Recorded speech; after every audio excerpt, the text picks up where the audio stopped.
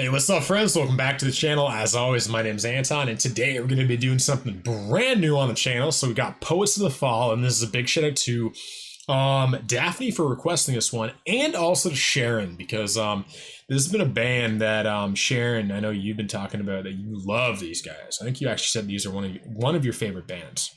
And Daphne, I think you've mentioned these guys before too. You love them as well, so I want to see what all the fuss is about. But anyway, this is a Carnival of Rust. And before we get into it, as always, if you guys have any song requests for me and you want to vote on what artists come on the channel every single week, join everybody in the Discord. First link down below in the description. And if you want guaranteed song requests and you want to check out all of our full album reactions like we've done to Linkin Park's Hybrid Theory and Evanescence's Fallen, for example, join everybody in the Patreon. Also linked down below. And that's it. So let's get a Post of the Fall, Carnival of Rust.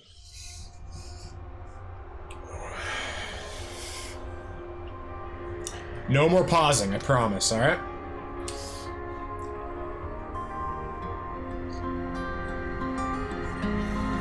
Wow. I love that guitar.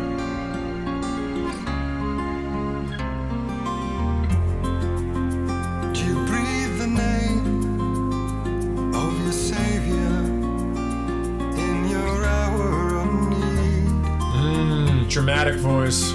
And taste the blame if the flavor should remind you of greed, of implication, insinuation, and ill will, till you cannot lie still in all this turmoil before red cape and foil come closing in for a kill. The rain, cause I'm thirsty for your love, dancing underneath the skies of lust. Yeah, feed the rain, cause without you love my life ain't nothing but this carnival of rust.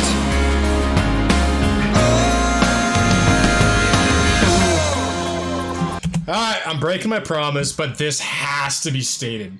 First of all, singer's voice, incredibly rich, incredibly dramatic. Again, a band like this needs somebody like him. Literally, the vocalist of bands like this is the special sauce. Yes, everybody around you can create masterpieces in the instrumental. You can have like cellos and violins and keyboards, and you can build this rich tapestry of emotion. But if you don't have a vocalist who can melt into that atmosphere, who can literally like have all of that rap within him and just channel that same thing and not only meet it, but match it, but elevate it.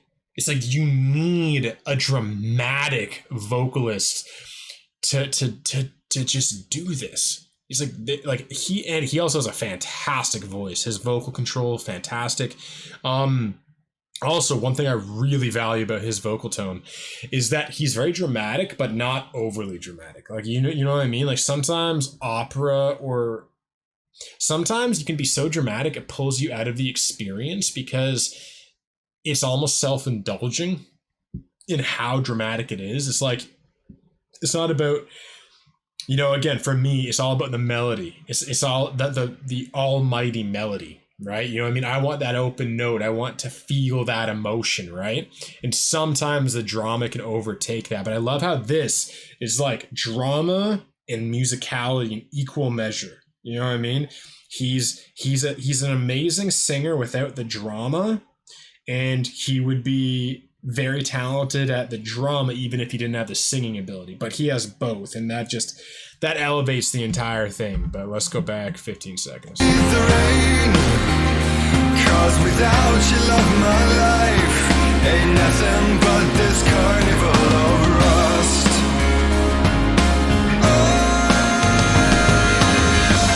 Good drumming there too.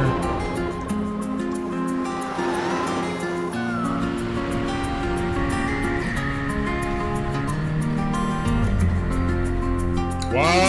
All a game, avoiding failure when true colors will bleed, all in the name of misbehavior and the things we don't need. I lost for after, no disaster can touch us anymore. And more than ever, I hope to never fall, where enough is not the same it was before. Come feed the rain, 'cause I'm thirsty for your love, dancing underneath the skies of lust. Yeah, feed the rain, 'cause without you, love, my life ain't nothing but this carnival of rust. Yeah, feed the rain, 'cause I'm thirsty for your love, dancing underneath the skies of lust. Yeah, feed the rain, 'cause without you, love, my life ain't nothing but this carnival of rust. Yeah, he's good.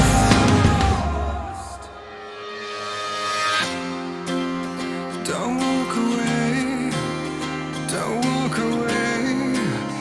Oh, when the world is burning, don't walk away, don't walk away. Whoa. Oh, when the heart is yearning, don't walk away, Man, you can don't feel it. walk away. Oh, when the world is burning, don't walk away, don't walk away, Lord, when the heart is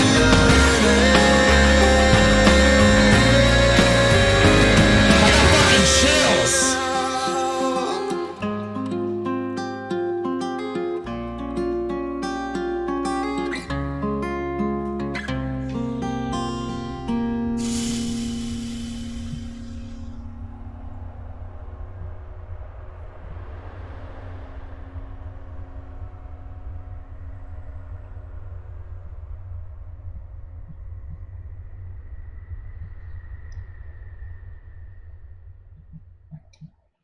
Wow. Man, I'm not gonna lie, I haven't heard a song that good in a while. Actually, that does a disservice to both this song and other songs.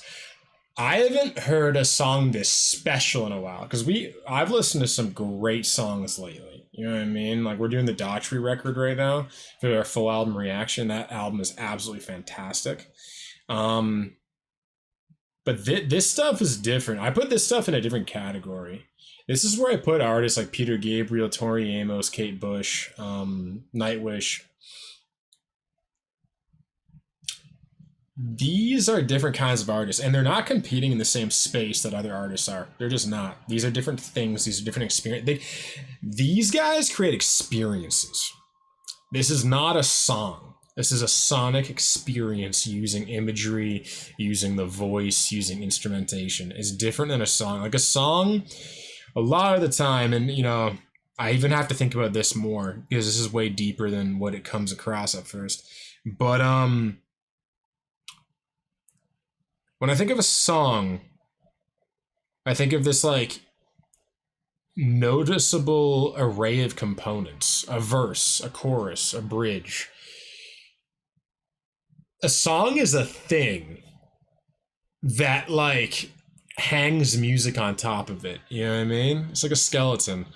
This is not a song to me. This isn't a sonic experience that weaves. This is a journey.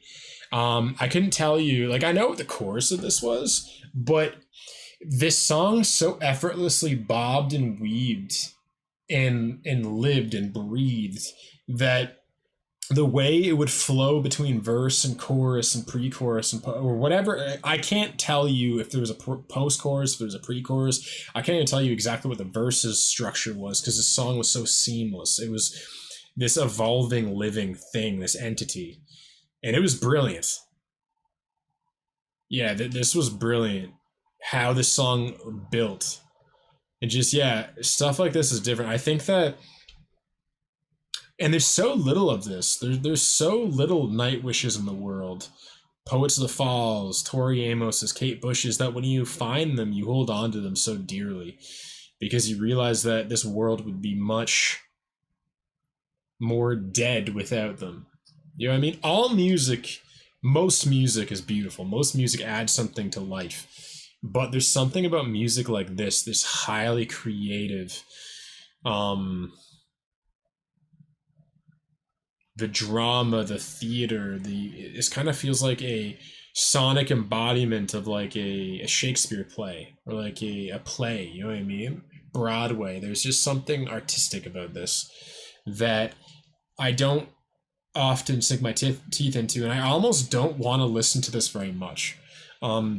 Like a lot of the time I listen to music when I'm on walks, when I'm around the house, when I'm editing, when I'm doing metadata, when I'm doing other stuff. And what I've noticed is if you're focusing on anything else but the music, when you're listening to music, you're not fully experiencing what it has to offer. And if you listen to that song too many times while not fully experiencing it, the magic of it dies when you actually do want to sit down and fully give it all of your attention. You've already been desensitized to its wonder.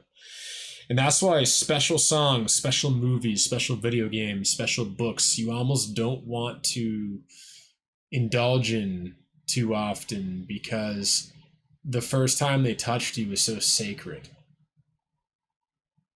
It's almost like, you know, first of all, it exists as a perfect entity in your memory, untouched. You know, is more than what it actually was. You immortalize it, you deify it in your mind, and then you go years without looking at it. And then by the time you actually witness it again 10 years, 20 years, 30 years later, you realize that what you had built up in your mind is very different than what the reality of it was. But there is something to be said for what you've built up because you were able to build it up. You were able to deify it because of how special it was upon first listen or first glance. You know what I mean? Only special things become immortalized in the imagination. Non-special things do not. They never get to that level. They never get to the point where they become more than what they are. But yeah, this was brilliant, Daphne. Wow.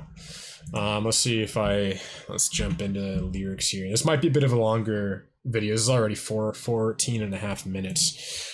I'll try to get this to like max 16 minutes or something. Let's jump in these lyrics though. Do you breathe the name of your savior in your hour of need and taste the blame if the flavor should remind you of greed? Of implication, insinuation, ill will till you cannot lie still. In all this turmoil before red cape and foil came closing in for a kill. Again, extremely poetic. Almost sometimes with lyrics like this, you don't want to actually know what they're talking about. It's like, I was just thinking about this the other day. One of my favorite bands is called In Flames, and sometimes I would look up lyrical analyses from the band singer Anders, and he would always say, he's like, I don't want the people to know what the song is about. And I always didn't like that. I always thought that was annoying. I was like, okay, tell me what it's about. But it's only as I've got older that I realized the importance of that, because as I've got older, I've realized I have an addiction to understanding everything. And to understand something is to kill it, is to kill the wonder, to kill the imagination, to kill the creativity, to kill the actual energy behind the thing. You turn it into a dead cusp, hollow shell of what it really is. And when someone doesn't tell you what something's about, you can never fully understand it. There's always a sense of wonder of what is this really about? Because I don't really know. And that's why I now get it when he says, I want people to find their own meaning. At first I thought that was like just find your own meaning, but now I don't even know if he realizes the importance of that statement. But really he's like, sure, find your own meaning, but hopefully every time you listen to it, it has a new meaning. Because the song is alive, it's living, it's breathing, it evolves with you. Something that you know the meaning of, something that has a definitive meaning that you're aware of, never lives, it never grows, never evolves. The moment you understand it is dead. It becomes a fossil. But these things that you don't understand, they're organisms that grow with you. They change with you. Every time you look at them, you go, oh, this is a bit different. And I think that's a form of magic. Come feed the rain, because I'm thirsty for your love, dancing underneath the skies of lust. Yeah, feed the rain, because without your love, my life ain't nothing but this carnival of rust. It's all a game, avoiding failure when true colors will bleed. All in the name of misbehavior and the things we don't need. I lust for after no disaster can touch us anymore. I lust for after no disaster can touch us anymore. And more than ever, I hope to never fall, where enough is not the same it was before. Don't walk away, oh, when the world is burning. Don't walk away, oh, when the heart is yearning. I'm gonna go on a limb. I don't know what the song's about, but this might actually be about the loss of innocence. And this is something that's become very real for me in the last year. I went through a pretty big depression last year, for much of last year. I felt very numb, hollow. There was like a gray haze over everything. I was extremely stressed. And I just I didn't feel that like childlike sense of wonder I've had for a long time. I lost my wonder long after most people do. I kept my wonder and my imagination for a very long time, and I still have it, but in some sense it's more dormant than it used to be. I think as you get older, you just become so analytical that you kill things with your need to understand them. And I think that this song might be about the loss of innocence. You know what I mean? It might be about the loss of love, in some sense. I know he's saying, because without your love, my life ain't nothing but this carnival of rust. Yeah, maybe he's saying, love and imagination and wonder is what keeps life alive, what keeps us alive. We're nothing without wonder. We're nothing without imagination. We're nothing without... Yeah. I think it's extremely dangerous that we live in a society that tells you to grow up. Because I think growing up might actually be the worst thing we ever do to ourselves, within reason. It's like, we don't tell each other to okay, be a child, but also grow your responsible side, grow your analytical side. We say, stop being a child and grow up. So we say, kill half of who you are, bury it, and become something else. Where, when I have children of my own, one thing I really want to teach them is like, don't kill yourself to become something else. You can be like a plant that has several shoots, several branches.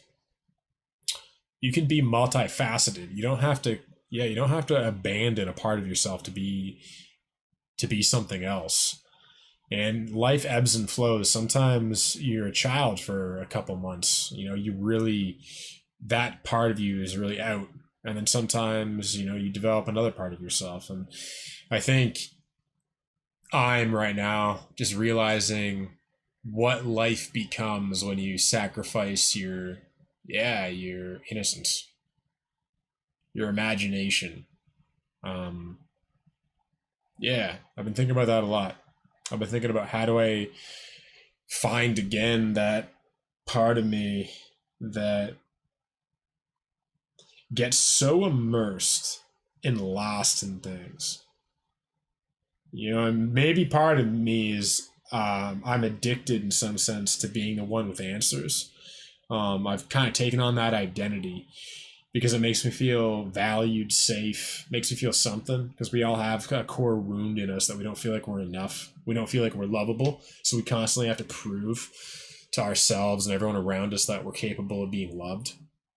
And so we have to be valuable. We have to prove our worth. But the problem is, one way that I've learned to prove my worth is through being interesting, or being a teacher, or being a mentor, or being a leader. And the problem with that is that, to teach something, you have to understand it. And in some sense, to understand it, you have to kill it. And so I feel like, without even realizing it, I've killed in finding a way to understand and teach things, I've kind of killed the very things that I've loved so much that I've wanted to teach them. And I don't think that's actually fully it. I think there's a way to teach and to still maintain your wonder and imagination, but I've yet to find it.